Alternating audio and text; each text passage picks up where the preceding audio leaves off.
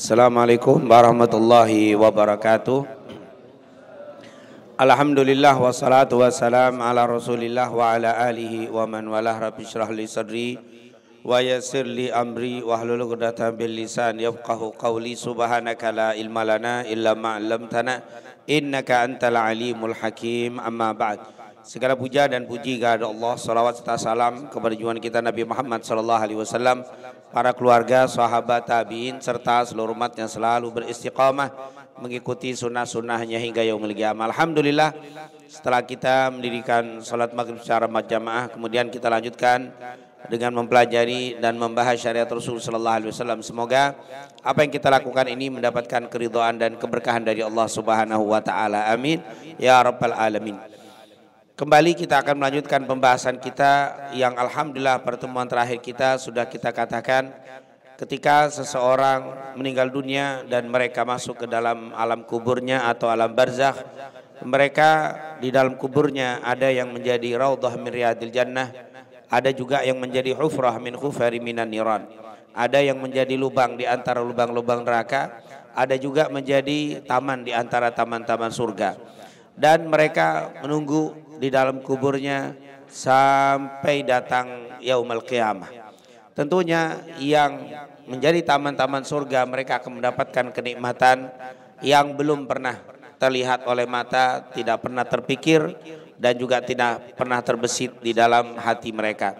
Begitu juga yang mendapatkan siksa, mereka akan setiap waktu mendapatkan siksa sampai datangnya yaumul qiyamah. Sementara setelah sudah kita jelaskan pada pertemuan lalu berapa lama mereka menunggu di dalam kubur, tentunya tidak ada yang mengetahui kecuali Allah. Karena tidak ada yang mengetahui kapan datangnya yaumul qiyamah. Hanya dijelaskan di dalam hadis bahwa hari kiamat akan terjadi pada hari Jumat. Selebihnya tidak ada keterangan dari Al-Quran dan juga hadis Nabi Muhammad SAW. Bahkan lebih banyak dikatakan bahwa la ya'lamul ghaiba illallah. Hari kiamat adalah salah satu hal yang gaib dan tidak ada yang mengetahui kecuali Allah Subhanahu wa taala. Dan tentunya Nabi Muhammad SAW pun ketika ditanya mata sa'ah oleh malaikat Jibril, kapan datangnya hari kiamat ya Rasulullah, beliau menjawab mal mas'ul a'lam minasail. Yang ditanya tidak tahu sebagaimana yang bertanya. Jadi Sayyidul Malaikah dan Sayyidul Anbiya wal Mursalin tidak mengetahui kapan datangnya yaumul qiyamah.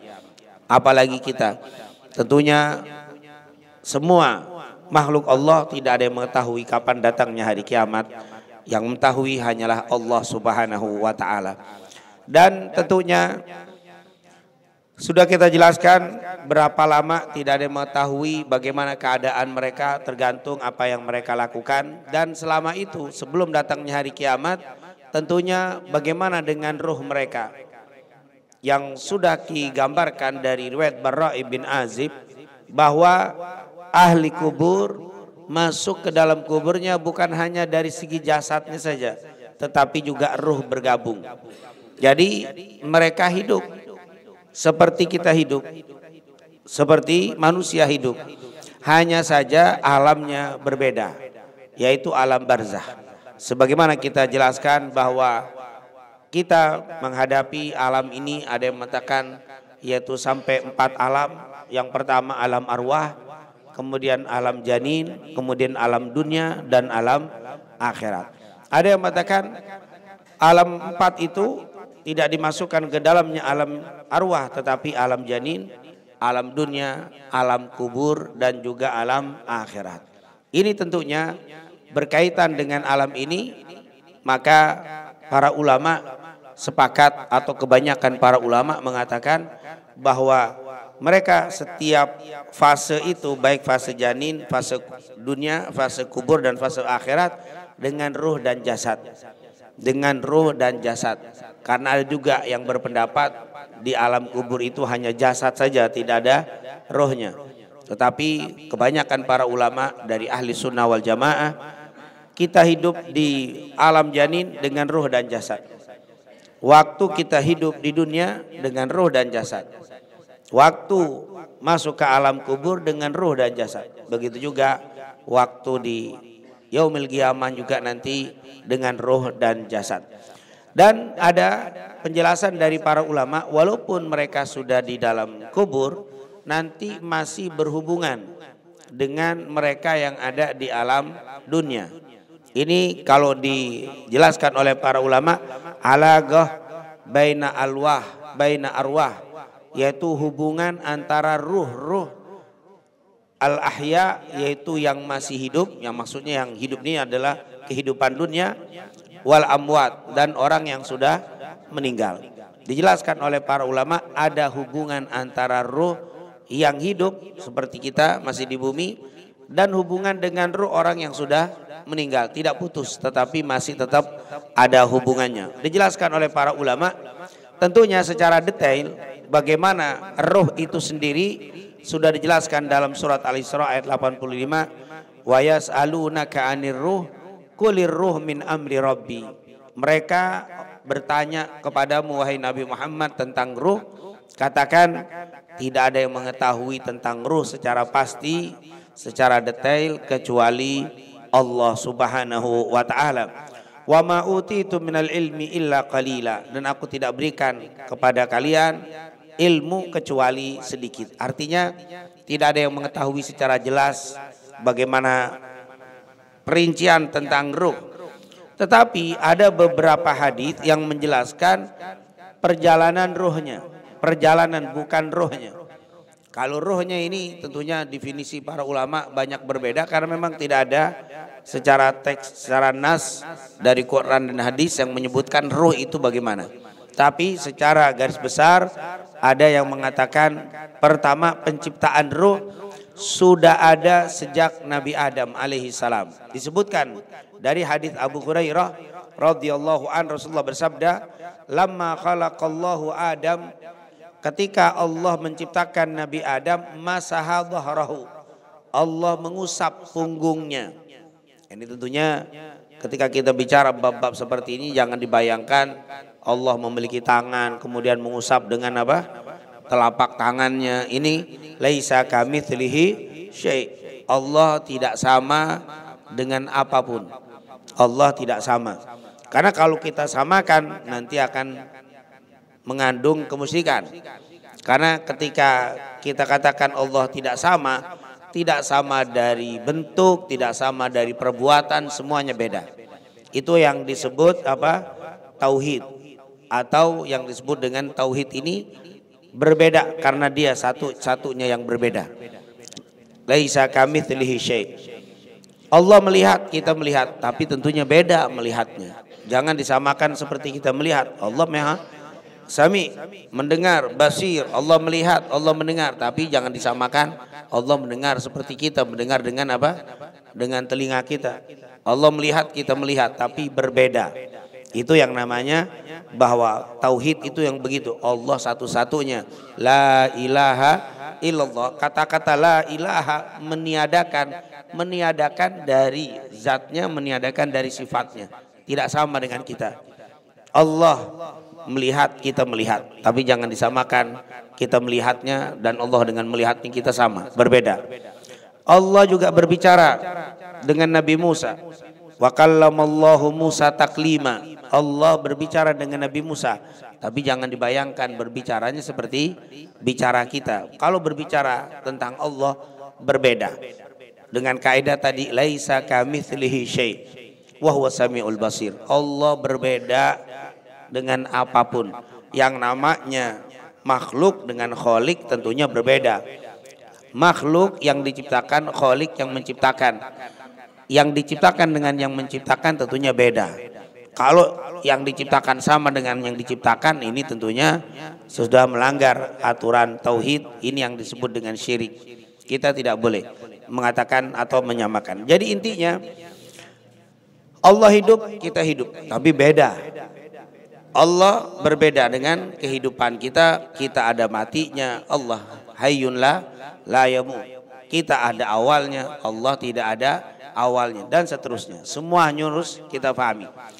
Ketika Allah menciptakan Nabi Adam, masaha dhahrahu, Allah mengusap punggungnya, punggung Nabi Adam. Fasaqata min dhahrihi kullu nasamah huwa khaliquha min dzurriyyatihi ila yaumil qiyamah. Ketika disentuh keluarlah nasama. Nasama ini disebutkan seperti biji-biji atom kecil atau sesuatu yang kecil keluar, dan itulah yang nantinya akan menjadi keturunan Nabi Adam. Ini disebutkan dalam riwayat Imam Tirmidzi dengan sanad hasan yang sahih. Artinya hadis ini disesuaikan oleh para ulama. Jadi sebelum kita ada, sebelum kita dilahirkan, sebelum diciptakan sudah ditentukan ruhnya. Nasama itu berbentuk nasama. Ini tentunya nggak usah dibayangkan. Ini dibayangkan akhirnya kita nggak nyambung. Ketika Allah ciptakan Nabi Adam, Allah keluarkan dari Nabi Adam itu nasama, yaitu kecil-kecil roh-roh. Setiap keturunannya sudah kelihatan dan sudah ada. Jadi kita ini disebut dengan hidup alam ruh. Jadi sebelum kita ada sudah ada. Dikatakan lalu saat kita sudah berbentuk badan kita, baru nasamah tadi ditiupkan ke badan orang-orang yang ada di perut ibunya. Berdasarkan hadis riwayat Abdullah bin Mas'ud, Rasulullah sallallahu alaihi wasallam bersabda, "Inna ahadakum yujma' khalquhu fi batni ummihi arba'ina yauman. Thumma yakunu alaqah, thumma yakunu mudghah." Dalam riwayat yang lain, "Inna ahadakum yujma' khalquhu fi batni ummihi arba'ina yauman nutfah, thumma yakunu alaqah mithla dhalik, thumma yakunu mudghah mithla dhalik." Sungguh salah seorang di antara kalian, artinya setiap kalian itu, yujma' khalquhu, dikumpulkan proses penciptaannya, fi batni ummihi, di perut ibunya, arba'ina yauman nutfah, 40 hari pertama adalah setetes mani. Tsumma yakunu 'alaqah mithla dzalik, 40 hari kemudian menjadi segumpal darah. Tsumma yakunu mudghah mithla dzalik, 40 hari kemudian segumpal daging. Tsumma yab'atsullahu malakan fayu'maru bi arba'i kalimat. Kemudian Allah mengirim satu malaikat untuk apa? Yu'maru, diperintahkan, bi arba'i kalimat, untuk mencatat 4 kalimat, 4 perkara. Yaitu yang pertama, wa yuqalu lahu, Allah katakan kepada malaikat tadi, uktub amalah, tuliskan amalnya orang ini. Wa rizqahu, dan rizkinya. Wa ajalahu, dan ajalnya. Saqiyun au sa'idun, nanti orang ini hidup bahagia atau susah. Ditulis ajal, amal, kemudian apa? Perbuatan, dan juga bahagia atau sulit hidupnya, suruh tulis. Tsumma yunfakhu fihi ruh, kemudian ditiupkan ruh. Berarti ruh yang sudah ada dari sejak Nabi Adam itu ditiupkannya setelah kita berada di perut ibu kita berusia 4 bulan. Karena 40 hari pertama, 40 hari kedua, 40 hari ketiga baru ditiupkan yunfakhu fihi ruh. Berarti kalau 40 berarti ya usia 4 bulan. Ya kalau 1 bulan kita hitung 30 hari, kalau 4 kali 3 kan 120, berarti kalau dibagi jadi hitungannya sekitar 4 bulan. Ketika sudah usia 4 bulan, yunfakhu fihi ruh, ditiupkan ruh. Berarti di sini ruh mulai masuk. Jadi bukan diciptakan ruh itu sudah ada. Tapi hanya yunfakh. Malaikat itu meniupkan, memasukkan ruh itu ke janin atau ke cabang bayi yang sudah berusia 4 bulanan di dalam perut ibunya. Ini perjalanan ruh. Jadi kalau bicara tentang ruh berdasarkan hadis ini sudah ada sebelum manusia itu diciptakan. Hanya dimasukkannya saat berusia 4 bulan. Hadis riwayat Imam Al-Bukhari. Kemudian roh itu ada terus sama kita sampai dia mati. Ketika orang itu mati, roh itu dipisah. Maka kata para ulama, roh itu matinya dihitung, roh itu mati kalau keluar dari jasad. Jadi roh itu tidak mati, tapi dihitung mati kalau dia sudah keluar dari jasad. Jadi jangan dipikir roh itu mati kemudian keluar dari jasad, lalu roh ini dicabut lagi rohnya, nggak ada. Memang ini rohnya sudah apa? Keluarnya dari jasad, itulah matinya roh. Jadi roh itu ada, tapi seperti mati sebelum dimasukkan ke dalam jasad. Ketika dimasukkan jasad hidup. Orang ini waktu dipisah roh dengan badannya, maka disitulah disebut manusia ini mati, rohnya juga mati. Tapi matinya tetap apa? Dibawa. Seperti yang sudah kita jelaskan dari hadis Barra bin Azib, ketika seseorang meninggal, rohnya dicabut dari tubuhnya, saat keluar basar, pandangan mata akan mengikuti berangkatnya roh tadi, sehingga dia akan melotot melihat roh yang keluar dari jasadnya. Roh itu yang dibawa, maka dihitung matilah roh itu ketika terpisah dari jasadnya. Ketika digabung lagi, hidup lagi. Jadi hidupnya roh itu ketika nyambung dengan jasad. Makanya kalau bicara tentang roh, yas'alunaka 'anir ruh qulir ruh min amri rabbi. Sungguh roh ini urusan Allah, wa ma utitu minal ilmi illa qalila. Tidak aku berikan ilmu kecuali sedikit. Maka bicara roh begitu aja. Jangan terlalu dipikirin tentang roh ini, karena memang kita nggak nyampe, kita sulit. Rohnya nanti bagaimana? Rohnya itu nanti kata para ulama sama dengan fisiknya begini nih. Jadi roh nanti kita keluar, ketemu ternyata roh orang dengan orang hidup, nanti disebutkan oleh Al-Imam Ibnu Qayyim ada dua. Roh itu nanti setelah dihidup ini, ketika rohnya keluar maka matilah orang ini, lalu dikubur ke dalam kuburnya. Saat dimasukkan ke dalam kubur sudah kita jelaskan, sebelum ditanya malaikat Munkar Nakir, rohnya dikembalikan lagi. Jadi dia hidup sempurna di dalam kuburnya dengan roh dan jasad. Kemudian bagaimana hubungan orang yang sudah mati dengan orang hidup? Masih ada hubungan. Masih ada hubungannya. Di sini disebutkan keberadaan roh saat tidur. Orang yang tidur rohnya keluar. Disebutkan di dalam Al-Qur'an, Allah yatawaffa al-anfus hina mautiha wallati lam tamut fi manamiha fayumsiku allati qadha 'alaiha al-maut wa yusilu al-ukhra ila ajalin musamma inna fi dzalika laayat liqaumi yatafakkarun. Allah yatawaffal anfus, sesungguhnya Allah yang mematikan, yaitu ketika dipegang rohnya nggak dikembalikan lagi, mati itu wafat, yaitu ketika dipisahkan. Tapi ketika dikembalikan dia hidup. Allah yatawaffal anfus hina mautiha, Allah yang memegang jiwa orang itu ketika matinya. Berarti kalau sudah mati dia nggak dibalikin tuh rohnya itu. Jadi kalau sudah roh keluar nggak balik lagi, mati itu disebut dipegang. Wallati lam tamut fi manamiha, dan orang yang belum mati di waktu tidurnya. Allati qadha 'alaihal maut wa yursilul ukhra, yang mati tidak dikembalikan lagi rohnya, tapi yang hidup rohnya dibalikin lagi.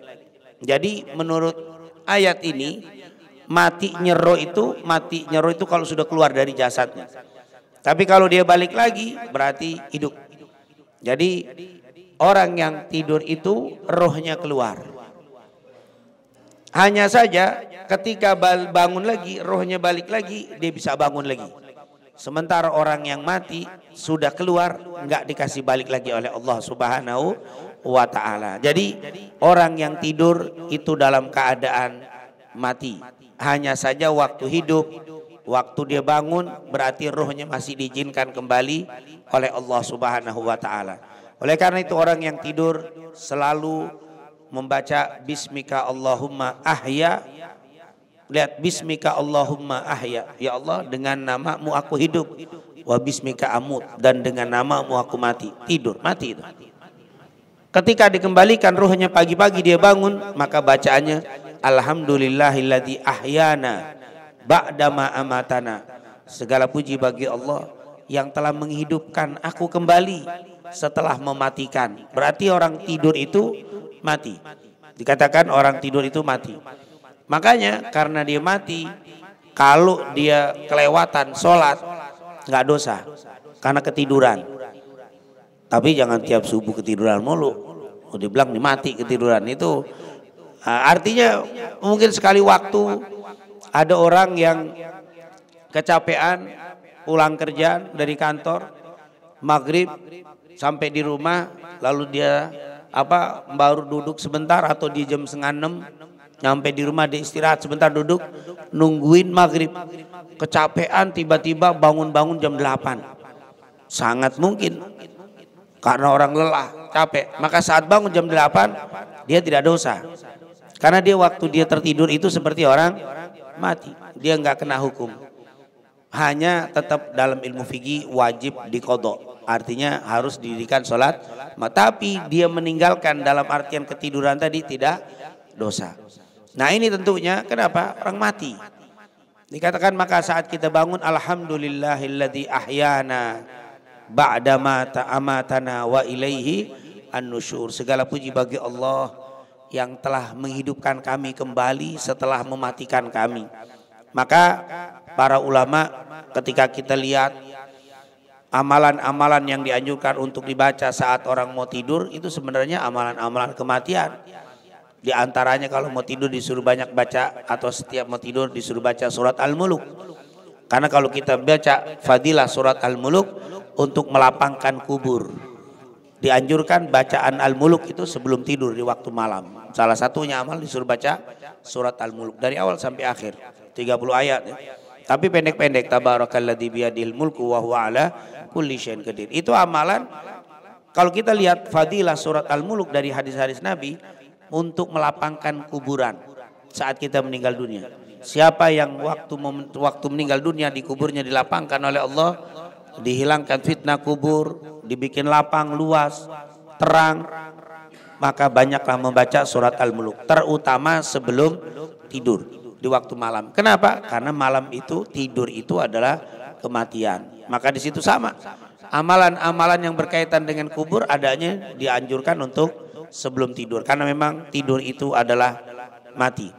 Berkata Imam Ibnu Katsir rahimahumullah, beliau mengatakan wafat itu ada dua, wafat kubra, ada wafat sughra. Wafat sughra yaitu tidur, wafat kecil. Wafat kubra yaitu mati. Yaitu mati betul, ini kubra. Tapi kalau tidur itu wafat sughra. Itu merupakan Imam Ibnu Katsir ketika menafsirkan surat Az-Zumar di ayat 42. Di ayat yang lain Allah katakan wa huwallazi yatawaffakum bil-laili, dan Allah lah yang menidurkan. Disebutkan nidurkan kalimatnya yatawaffakum, mewafatkan kalian. Maksudnya menidurkan kalian bil-lail, karena wafat dan tidur itu adalah sama. Allah allazi yatawaffakum bil-lail, Allah yang menidurkan atau mewafatkan kalian bil-lail di waktu malam. Wa ya'lam ma jarahtum bin nahar, dan Allah mengetahui apa yang kamu kerjakan di siang hari. Tsumma yab'atsukum fihi, kemudian Allah memanggungkan kamu pada siang harinya liyuqda ajalan musamma, untuk menunggu ajal yang telah ditentukan. Artinya kamu bangun waktu malam kamu tidur itu mati, tapi Allah kasih hidup lagi supaya kamu nanti menunggu sudah ada waktu ajal yang ditentukan, kamu tidak bangun lagi. Tapi saat ini dikasih bangun. Ini tentunya merupakan penjelasan yang menjelaskan bahwa tidur itu adalah mati. Artinya mati sughra kata Imam Ibnu Katsir. Tsumma ilaihi marji'ukum tsumma yunabbi'ukum bima kuntum ta'malun. Kemudian pada akhirnya kalian nanti akan dimatikan dan tidak akan kembali lagi, dan Allah akan hisab dengan apa yang kalian telah lakukan. Wa huwal qahiru fawqa ibadi wa yursilu alaikum hafadha hatta idza jaa adakumul maut. Nah, ini kalau sudah datang kematian yang kubra, tawaffatu rusuluna wa hum la yufarritun. Kalau sudah datang waktunya ada wafat kubra. Jadi tiap malam itu sebenarnya kita, makanya kata ulama sebelum kita tidur dianjurkan untuk kita berwudu, supaya nanti kalau pagi engkau nggak bangun berarti engkau matinya sudah dalam keadaan bersuci. Banyaklah baca istighfar, karena khawatir engkau tidak bangun lagi, maka pagi-paginya engkau dalam keadaan bersih.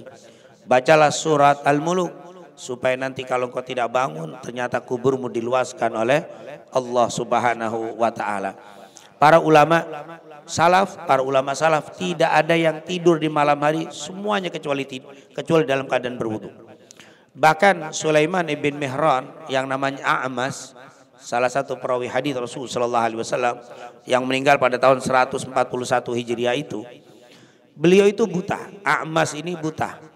Tetapi dia bilang seumur hidupnya selama dia tidur, kalau mau tidur tidak pernah tidak dalam keadaan berwudu. Padahal buta. Dia nggak pernah. Kenapa dia bilang, bagaimana aku bisa tidur tidak dalam keadaan berwudu, padahal aku dalam keadaan mati. Sebentar lagi aku mati. Pas tidur dia aku mati. Aku nggak mau aku mati dalam keadaan kotor. Maka aku selalu berwudu. Bahkan dikatakan oleh keluarganya, beliau ketika tidak ada yang mengantar untuk berwudu, ketika dibangun malam hari, dia tidur dalam keadaan wudu, diantar sama anaknya. Lalu dia tidur. Kalau dia bangun malam hari, anaknya tidur nggak ada yang mengantar, lalu dia akan bertayamum. Bangun sebentar malam hari, dia tayamum, kemudian tidur lagi. Jadi tidak mau dalam keadaan tidak berwudu saat dia tidur. Bahkan subhanallah sampai bertayamum. Kenapa? Kalau dia tidak ada yang menghantar untuk berwudu. Jadi dia terbangun, langsung dia tayamum di temboknya, kemudian ditidur lagi. Jadi seumur hidupnya ulama salaf itu menjaga dalam keadaan berwudu. Kenapa? Karena tadi kata Imam Ibnu Katsir, orang yang tidur itu mati. Bagaimana mungkin kita menghadapi kematian sementara kita tidak ada wudunya, tidak ada zikirnya, tidak ada istighfarnya. Makanya kata para ulama berdasarkan hadis Fatimah Zahra dari Ali bin Abi Thalib dalam Bukhari Muslim, Rasulullah SAW menganjurkan kalau kita mau tidur jangan tidur kecuali bertasbih 33, bertahmid 33, bertakbir 33. Subhanallah, subhanallah, seperti ba'da salah. Kata Rasulullah SAW. Kenapa? Karena kita dengar hadis Rasulullah SAW bahwa ketika orang bertasbih 33, tahmid 33, takbir 33, Allah ampuni semua dosanya walaupun sebanyak buih di lautan. Kalau kita tidur, sebelum tidur baca itu, maka kalau waliyadzubillah insyaallah panjang umur, tapi ketika dia terbangun tidak bangun lagi karena sudah meninggal, maka meninggalnya husnul khatimah, meninggalnya dalam keadaan syahid karena dalam keadaan berwudu. Karena di dalam hadis Rasulullah SAW, orang yang tidur dalam keadaan wudu, nama fi syi'arihi malak, tidur di dekatnya, dalam riwayat di dalam selimutnya malaikat. Artinya orang itu dijagai oleh malaikat kalau dia tidur dalam keadaan berwudu. Maka amalan yang sangat sederhana, yaitu jagalah wudu sebelum tidur. Syukur-syukur kita baca tasbih, tahmid, takbir 33. Karena kata Rasulullah tidak ada orang yang tidur membaca tasbih, tahmid, takbir kecuali dosanya sebanyak buih di lautan dihapus, dan kalau dia bangun segar bugar kembali. Itu dikasih sehat, dikasih tenaga pulih. Kata Rasulullah seakan-akan dia tidak bekerja di hari tadi. Dari pagi sampai sore dia bekerja, waktu tidur baca tasbih, tahmid, takbir, paginya seperti tidak bekerja kemarin. Tenaganya itu kembali pulih. Dan usahakan yaitu membaca surat Al-Mulk. Memang pertamanya panjang, agak susah, tapi lama-lama kalau kita lakukan itu, kita tidur, subhanallah. Seandainya nggak bangun lagi, Allah jadikan kuburnya raudhah min riyadil jannah. Ini luar biasa amalan-amalan saat tidur. Ini berkaitan. Dan yang terakhir, roh itu saling bertemu. Jadi di dalam penjelasan ulama, Al-Imam Ibnu Katsir berdasarkan hadis ini riwayat Bukhari Muslim dari Abu Hurairah, al-arwah junudun mujannadah, roh-roh itu bagaikan tentara yang berbaris dan tersusun.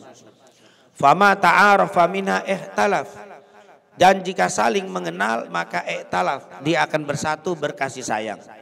Wama tanakara, dan jika saling mengingkari jarang ketemu, ikhtalaf, dia akan terpisah. Maksudnya apa? Kita nih ketika kita sering ketemu itu akan ikhtalaf namanya. Kalau kita sering ketemu, sering berjumpa, sering tegur, sering duduk bareng, sering makan bareng, ngopi bareng, lama-lama jadi ikhtalaf itu namanya. Jadi kita akrab, ketemu assalamualaikum, ketawa, tegur, sapa, roh begitu. Kalau dia sering ketemu, badan dan ruh sering ketemu seperti ini, itu i'talaf. Tapi ketika jarang ketemu, ikhtalaf. Kita akan, siapa itu ya? Bahkan kalau kita ketemu orang, Assalamualaikum, senyum, kita siapa? Kita mengingkari. Kenapa? Karena kita belum pernah ketemu. Ketika ketemu, dia akrab, dia bingung. Siapa ini? Karena dia belum kenal. Tapi kalau sudah sering ketemu, sering kenal, ketemu tuh langsung. Bahkan gak negor aja, kita mau tegur kelewatan, kita, ya Allah fulan tuh. Ada rasa. Begitulah ruh. Ketika dia saling jumpa, dia akan berkasih sayang. Ketika jarang jumpa, dia itu akan menjauh. Makanya Rasulullah bilang kan kita disuruh sholat jamaah. Kalau kita sering jamaah di masjid, sering ketemu, nanti akan timbul kasih sayang. Tapi kalau kita jarang ketemu, itu akan saling mengingkari. Maka di sini kan disuruh, dalam Islam itu disuruh berjamaah dalam ibadah. Karena memang itu akan menimbulkan kasih sayang. Bahkan kata para ulama, macan saja bisa nunduk, bisa akrab sama pawangnya. Kenapa? Karena sering ketemu, sering berjumpa. Macan yang ganas, yang sangar, akhirnya bisa nunduk dan dekat. Kenapa? Karena sering ketemu. Begitulah kita. Ketika kita sering berjumpa, itu akan i'talaf. Tapi kalau kita jarang berjumpa, ikhtalaf. Ini akan mudah berpecah, mudah bermusuhan. Dan ini ternyata orang-orang muslim itu hati rohnya itu menyatu karena sering ketemu. Sering ketemu di masjid, sering ketemu di majelis, sering ketemu silaturahim, bahkan kalau berpapasan salam, saling bersalaman, itu membuat jadi dekat. Yaitu apa? Roh-roh yang ada ini. Bahkan disebutkan oleh Al-Imam Ibnu Qayyim, "Dhahaba ghairu wahid min ahli ilmi ala anna al-arwaha al-ahya wa arwah al-amwat taltaqi fil manam." Bahkan roh itu bukan hanya hidup dengan hidup. Orang yang mati dan hidup masih bertemu. Kita tidur, lalu kita mimpi ketemu orang yang sudah meninggal. Itu sebenarnya roh kita keluar, ketemu dengan roh yang sudah meninggal. Maka kata Imam Ibnu Qayyim, berdasarkan hadis ini, roh itu bisa berjumpa dengan yang sudah meninggal. Roh kita berjumpa. Kenapa? Karena kita tidur meninggal, roh kita keluar. Orang yang meninggal, rohnya keluar, maka bisa bertemu di alam ruh. Maka kita terbangun, kita teringat dengan orang tua kita, saya ketemu dengan ayah saya di dalam mimpi. Sebenarnya roh itu ketemu.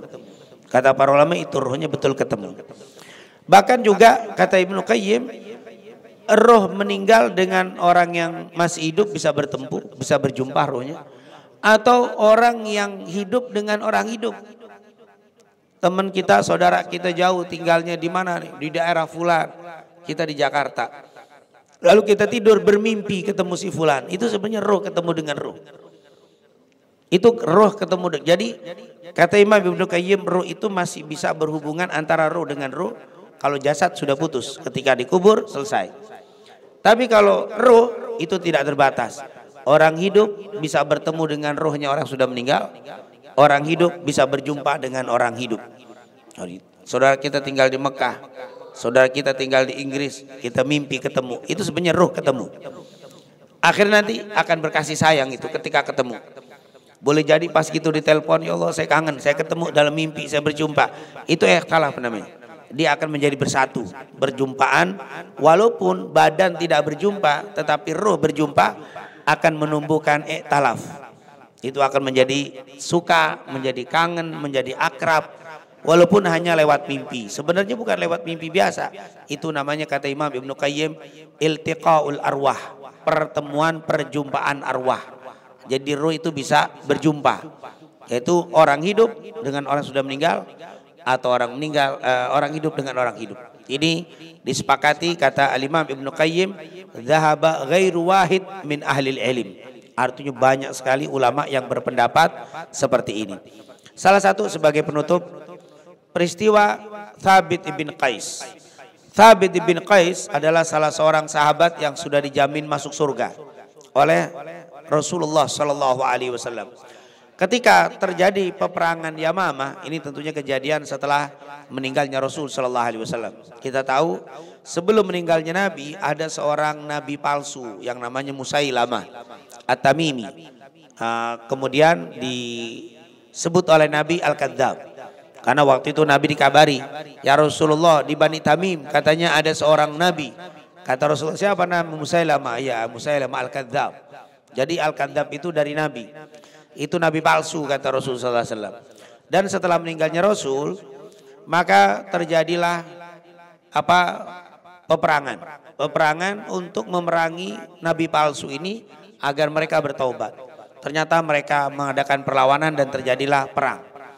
Dan di dalam peperangan itu salah seorang sahabat namanya Thabit bin Qais gugur, meninggal. Dan kebetulan dia itu pakai baju perang yang mahal harganya. Baju perang itu mahal. Ya kayak rompi, tapi rompi perang. Yang kalau dia kena panah itu tidak masuk. Jadi baju itu mahal. Dia meninggal, gugur syahid di peperangan melawan Musailamah Al-Kadzab. Di bawah pimpinan Khalid bin Walid. Yaitu di bawah pimpinan Khalid bin Walid. Waktu dia meninggal, ternyata ada seseorang yang tidur bermimpi dengan siapa? Thabit ibn Qais. Dalam mimpinya itu Thabit bin Qais bicara sama orang ini bahwa saya gugur dan saya punya baju perang diambil oleh Fulan bin Fulan. Baju itu ditaruh di bawah pelana kudanya. Jadi punya kuda ada tempat ini ditaruh, diumpetin. Padahal saya ini punya hutang. Maka tolong engkau sampaikan ini kepada Umar bin Khattab. Kepada Khalid bin Walid. Sampaikan kepada Khalid bin Walid sebagai panglima bahwa pelana saya diambil sama Fulan. Diletakkan di bawah pelana kudanya dan dia buat tenda jauh di pinggiran pasukan. Ini pasukan banyak, dia paling jauh, paling ujung, kudanya ditaruh paling ujung, disembunyikan. Tolong beritahukan kepada Khalid radhiyallahu an, dan kalau nanti dapat pelana saya ambil, yang pertama tolong jual pelana saya dan bayarkan utang saya sama Fulan bin Fulan. Saya punya utang sama Fulan sekian, sama Fulan sekian. Itu harga pelana saya harganya mahal. Engkau jual, nanti tolong bayarkan ke Fulan bin Fulan. Dan saya punya budak, tolong merdekakan budak saya. Orang itu terbangun. Si mukmin ini terbangun mimpi, bangun. Langsung diceritakan kepada Khalid bin Walid. Wahai Khalid bin Walid, saya bermimpi Thabit bin Qais. Kata Thabit bin Qais digugur kemarin. Waktu kita ketemukan jenazahnya, dia nggak pakai baju perang. Ternyata dia pakai baju perang dalam mimpi saya. Bahkan beliau berpesan seperti ini, diceritakan dalam mimpinya. Khalid bin Walid langsung bawa pasukan, di dalam riwayat ngirim pasukan, datangi tenda yang paling ujung, di pasukan paling ujung. Setelah itu cari kuda yang paling tersembunyi. Setelah itu periksa di bawah pelananya. Cari ada baju perang Thabit bin Qais. Ambil bawa kemari. Dalam riwayat Khalid bin Walid nyuruh. Dalam riwayat yang lain beliau turun. Langsung menghampiri tenda itu. Dan betul. Setelah diperiksa, ujung sekali ada tenda. Dan di belakang tenda jauh ada kuda yang sedang makan rumput agak jauh. Maka Khalid tanya, siapa yang punya kuda ini? Fulan bin Fulan, siapa? Di mana? Nunjuk, saya. Lalu Khalid bin Walid menghampiri, dalam riwayat utusan Khalid bin Walid menghampiri, buka pelana kudamu. Dibuka, betul di situ ada baju perang punya Thabit bin Qais. Persis seperti yang dia ceritakan, pelananya begini-begini, persis seperti yang diceritakan oleh Thabit bin Qais. Kemudian diambillah pelana tadi.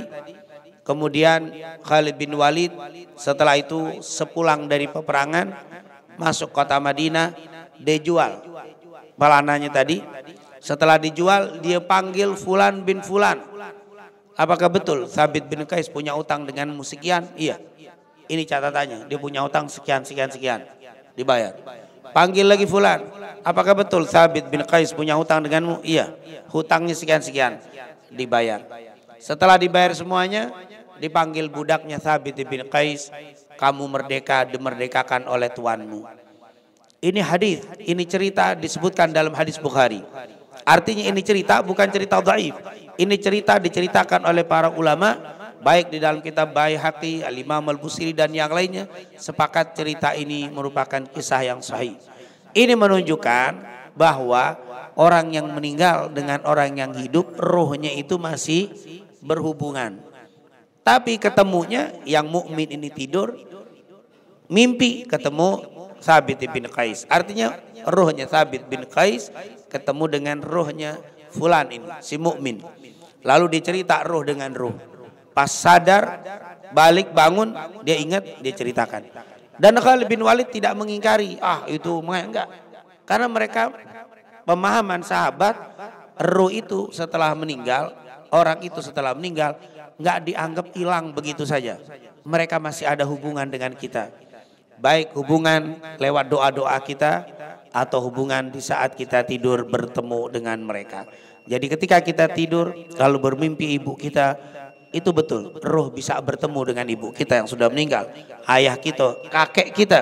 Ketika kita tidur bermimpi ketemu, iya, itu berarti sedang berkasih sayang rohnya. Boleh jadi karena kangen, boleh jadi roh tadi minta doa dari kita, boleh jadi roh tadi mengingatkan kita untuk ziarah. Roh itu ketika ketemu itu minta supaya dikuatkan kasih sayang. Maka ketika seseorang kalau mimpi dengan Nabi berbeda. Kalau mimpi dengan Nabi bukan rohnya Nabi yang ketemu dengan roh kita, tapi roh kita ketemu dengan Nabi Muhammad SAW. Berdasarkan hadis Rasulullah, man ra'ani fil manam faqad ra'ani fa inna syaitana la yatamatsalu bi. Siapa yang bermimpi aku, sungguh dia telah melihat aku. Karena setan tidak bisa menyerupai aku. Berbeda dengan selain Rasulullah. Kalau selain Rasulullah, ruh dengan ruh. Tapi kalau dengan Rasulullah, kita mimpi berarti ruh kita, bukan kita. Bukan kita yang ketemu, tapi ruh kita bertemu dengan Rasulullah SAW. Kalau kita bertemu dengan Rasul, itu menjadi sahabat. Tapi karena ruh yang bertemu, kita nggak jadi sahabat. Karena definisi sahabat kan, man laqiyan nabiyya sallallahu alaihi wasallam wa huwa mu'minun wa mata ala islami. Sahabat itu adalah orang yang berjumpa dengan Nabi dalam keadaan iman dan meninggal dalam keadaan iman. Jadi kalau antum mimpi Nabi, jangan dibilang pagi-pagi, saya Ustaz sekarang jadi sahabat Nabi. Oh, dari mana antum ketemu Nabi? Semalam saya mimpi. Bukan antum yang ketemu, tapi yang ketemu apa? Ruh. Kalau ruh ketemu Nabi nggak berubah jadi sahabat. Tapi benar ruhmu ketemu betul dengan Nabi Muhammad SAW. Oleh karena itu, pelajaran kita sebagai penutup, jangan kita anggap orang meninggal itu selesai kehidupan dari kita, seakan-akan tidak ada hubungan, tidak ada kaitannya. Tapi ketahuilah, kita masih tetap berhubungan dengan orang-orang yang sudah meninggal di antara kita. Baik dengan doa-doa kita jangan pernah putus. Bahkan kabar-kabar apa yang kita lakukan mereka pun tahu. Dan justru kita yang tidak tahu apa yang terjadi pada mereka. Dan ternyata kita masih bisa saling berjumpa dengan orang-orang yang sudah meninggal melalui apa? Melalui roh kita. Semoga orang-orang tua kita, keluarga kita, kerabat kita, saudara kita yang kita cintai yang telah meninggal dunia, semoga dijadikan kubur mereka raudhah min riyadil jannah, dijadikan kubur mereka luas dengan rahmat dan ampunan Allah Subhanahu wa taala, dan semoga kita semua tidak terputus dengan hubungan kita dengan saudara-saudara kita, baik yang masih hidup dan juga yang sudah meninggal dunia. Amin amin ya rabbal alamin. Rabbana taqabbal minna innaka antas samiul alim wa tub alaina innaka antat tawwabur rahim. Allahumma inna nas'aluka ilman nafi'an wa rizqan tayyiban wa amalan salihan maqbula. Wa sallallahu ala sayyidina Muhammadin wa ala alihi wa sahbihi wasallam. Walhamdulillahi rabbil alamin. Subhanakallahumma wa bihamdika asyhadu an la ilaha illa anta astaghfiruka wa atubu ilaik. Lebih kurangnya saya mohon maaf. Assalamualaikum warahmatullahi wabarakatuh.